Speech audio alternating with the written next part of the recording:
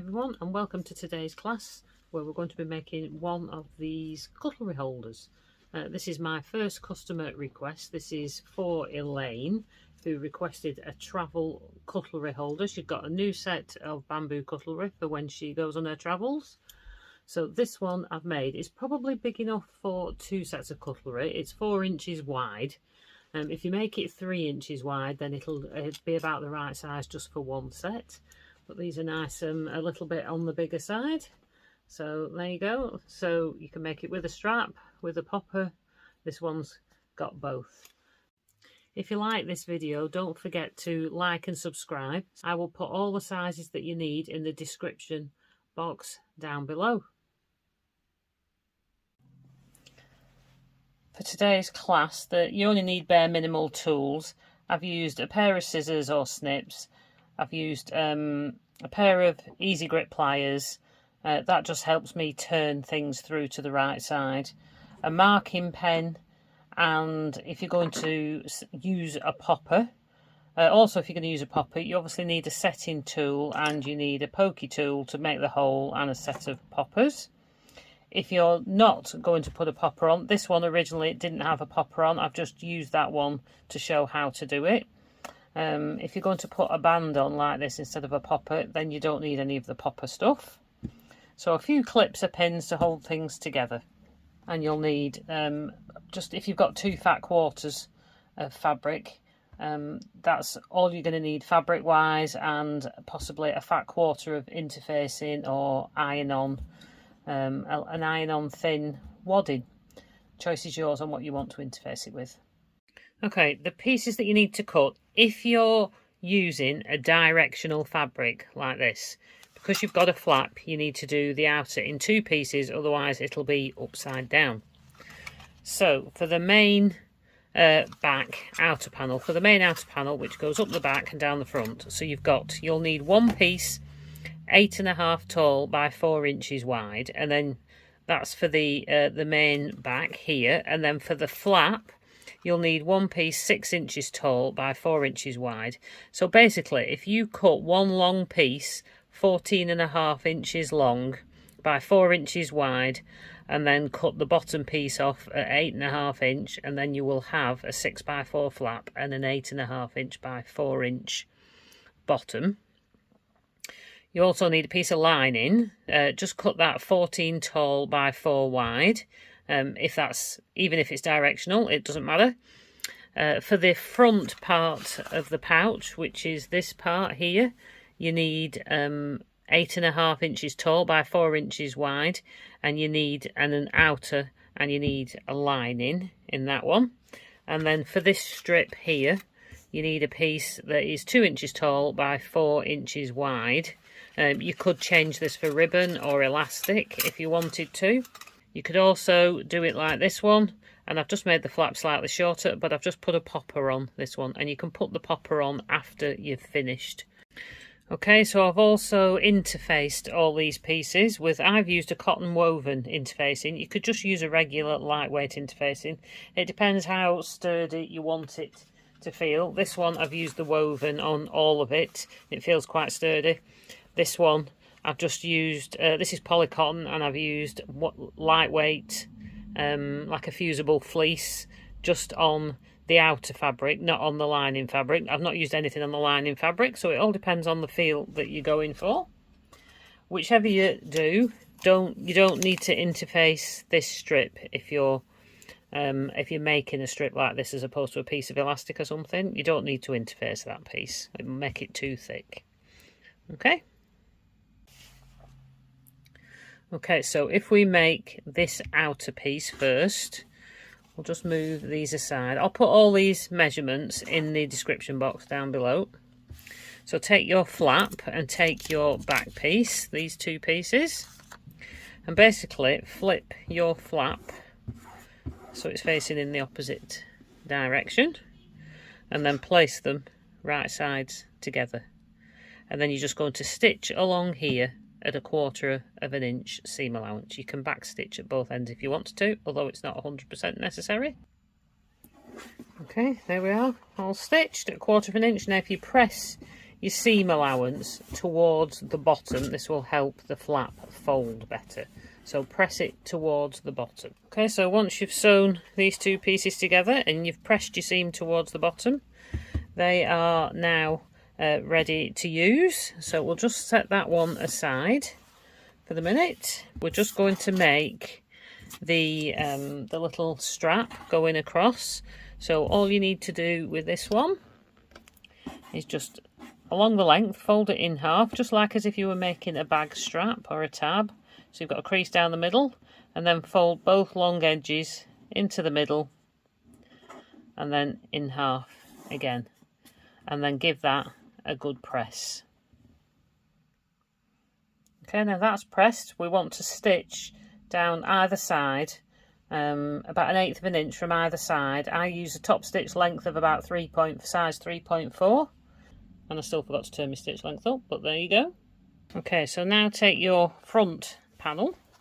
We're going to place this about 1 inch down from the top. 1 inch or so down from the top is enough. I'm just going to clip that into place, and then I'm just going to baste it within the seam allowance. We're using 1/4 of an inch seam allowance, so if you just baste it, which means just sew it to hold it in place within the seam allowance, so about 1/8 of an inch in from the edge, as long as it's less than 1/4 of an inch. So that's stitched into place. Okay, now take your lining, your front lining. I'm just going to put that right sides together with your front panel, and then just clip that into place. And then we're going to sew across this top edge at 1/4 of an inch. You can back stitch at each end, but you don't necessarily have to if you don't want to. Okay, so that's just stitched. Take the clips off, and again fold that round, and then again press your seam towards the front. So open that out, press it towards your front panel this way, and then that will help this fold down and sit neatly. And then we're going to top stitch this. Okay, so that's pressed down towards my front panel. So this should all fold a little bit neater now. And then we're just going to top stitch along this top edge. Just make sure you roll the back so you don't see the back fabric at the front. And then I'm just going to clip it at these edges just so it doesn't shift. And then again, using a 3.4 on my stitch length, I'm just going to do between 1/8 and 1/4 of an inch top stitch line along there. You don't need to back stitch if you don't want to. Okay, there we go, that's that top stitch. Okay, so now you're going to take your lining panel, your back lining panel, so it's right side up, facing up, and then put this right side facing up, your front panel, on top of that, so it's lined up on there, and then just clip a couple of clips to hold that in place. Okay, so we're going to base stitch this in again. Again, that means, if you don't know, it's just, you can use a longer stitch on your machine, your longest stitch, and within your seam allowance. So this is 1/4 of an inch seam allowance, so possibly about 1/8 of an inch, a couple of millimeters in away from the edge. And we're just going to start here and baste round and stop there. Again, you don't need to back stitch on this, you just need to stitch all the way around. It just holds it in place while we put the whole thing together. Okay, so that's that basted in. So the next thing to do is to get your outer back panel, and then we're going to place that right side down. Place this one right side down. Make sure your flap is at the top where this bit is, the blue. Place that right side down on top of that one. And then we're just going to clip that in place. Make sure your seams line up. And just clip that around. Okay, that's clipped round. Now we just need to mark ourselves a turning gap. You might find it easiest to put it here in the top, and then we can top stitch around afterwards. so I've marked a turning gap here. I'm going to start here, stitch back off the edge, and then back to here, stitch all the way around, and then finish here and stitch off the edge and back stitch. That makes your turning gap easier to turn.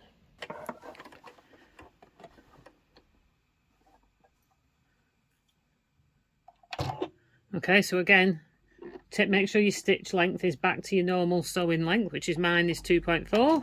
Put your needle down, and then I'm just going to turn, stitch off the edge, 1, 2, just do 2 stitches, and then 2 stitches back. This makes your turning gap neater. Turn it back round with your needle down, and then do 1/4 inch seam allowance.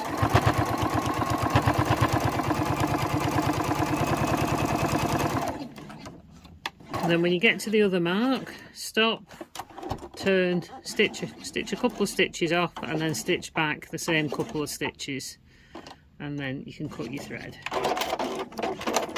Okay,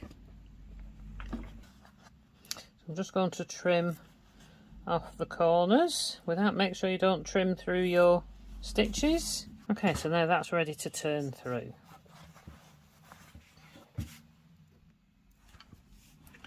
I'm going to use my easy grip pliers just to make it easier for turning things through.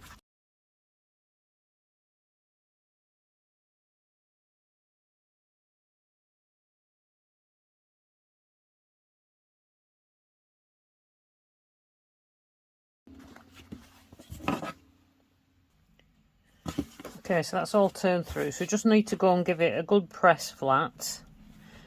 And because of the way you did that, your turning gap should fold in nice and straight. Doing it the way we've done it stops it bowing, should help stop it bowing. So go and give that a good press flat, and then we'll come back and top stitch. Okay, there we go, that's all pressed nice and flat, so you can see your flaps the right way up and the backs the right way up if it's directional. Okay, so all we've got left to do now is just top stitch around the top to close up this gap. So we're just going to start here and back stitch here, stitch all the way around, down here and close up the gap, and back stitch here. And then you'll be finished if you've used one of these. Right, I'm going to show this closer up because it's this is a beginner project really, so it's nice to see. Now because you'll see the stitching on the inside and the outside, you want to bring your threads up to the top, so you don't get any nesting on the back. So have both threads out and ready to go. Okay, so I'm just going to start there in this corner. Doesn't have to be right down in the corner. I'm going to hold on to these. Oh, change your stitch length to 3.4 again, or whatever your chosen length is. Hold your threads down, and we're going to stitch in about 1/8 inch away. Now if you've got if you're using a different coloured thread, you might want to put a coordinating thread for the other side so that you've got a pink one. I'm just doing everything in white. I think it looks nice with all these fabrics, but if you're not as confident with your sewing like with this one, you might want to put a blue one in the top and a pink one in the bottom so it hides it a bit better. Okay, so I'm just going to do a couple of back stitches. You will need to back stitch there, and then 1/8 inch.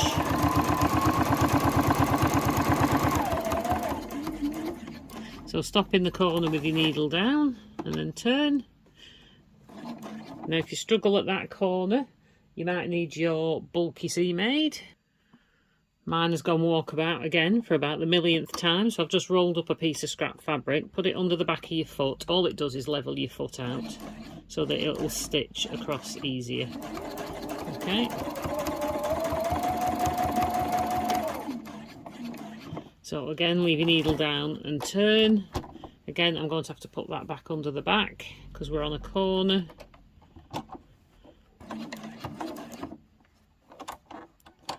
And then even then you still might need a little bit of a push, so find something that you've got handy.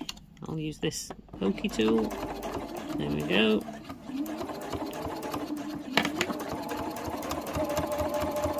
That closes your gap up.